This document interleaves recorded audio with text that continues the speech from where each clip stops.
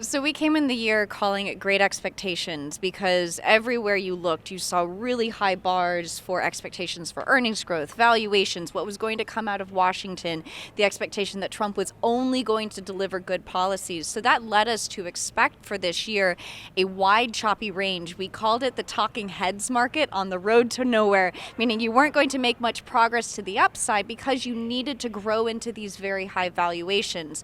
So that led us to give advice to clients or give guidance to clients that said this: it's far less important where the S&P 500 ends at the end of 2025 and far more important what you do with the volatility along the way. Great and advice. So what we've been talking about is being prepared to step into volatility like we had in April. We do think if you're looking at overall market valuations today, they are fulsome. We'll talk about things like positioning, which could mean that the market could still push higher in the very near term.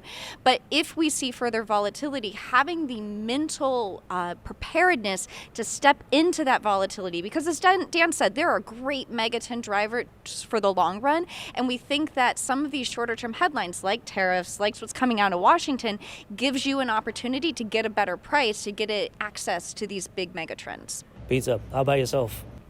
So, obviously I look at things in a different manner. I look at them through the glass of the actual trading floor, right? These guys are more analysts and they are more running money. So from my perspective, I look at markets, I look at bull markets and bear markets. I look at sell-offs, pullbacks, consolidations as more opportunity, right? Over the last couple of years, every time in 2024, we had about 7 pullbacks, right? We had one in April, in a roaring market that ended the year up 23.5%, but we had the best first quarter since 2019, pullback in April. We had an amazing April, May, June with NVIDIA coming out with earnings running up as high as 1,200 and splitting. You had small pullback in July. Then we had August 5th. We had the crash in the Japanese stock market and the carry trade.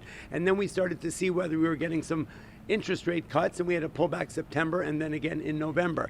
If you look at those and they'll look at the mainstream media sort of addressing it in sort of a catastrophist way, everyone would be scared every time the market pulled back that this is it, the bubble is bursting. We've got to get out and run for the hills, when in fact, it was just nothing more than an opportunity.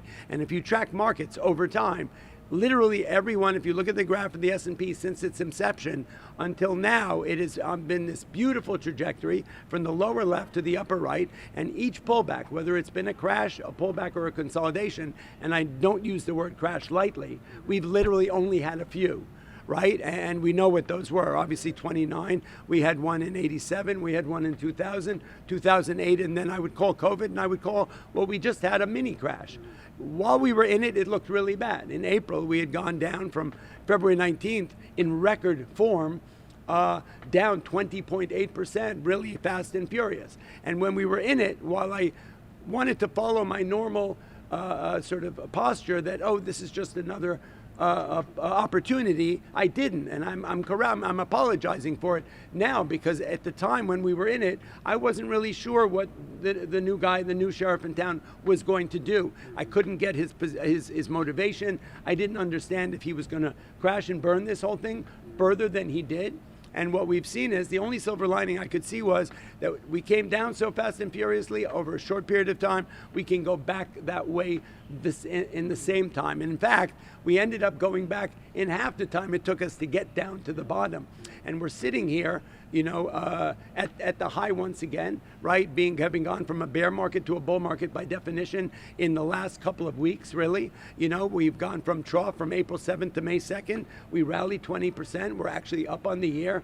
And so once again, what seemed to be, even in its darkest hour, a place where people should sort of run from the theater screaming fire, fire, it was once again an opportunity. And what that does is it shows the incredible resilience of the market. That reminds me of Walter Deemer's great line and great book, when it comes time to buy, you won't want to. Sure. And that it's a great little book. I keep it by my desk because it's such a good reminder that there's always a reason not to step into volatility, and that's the exact reason why you should.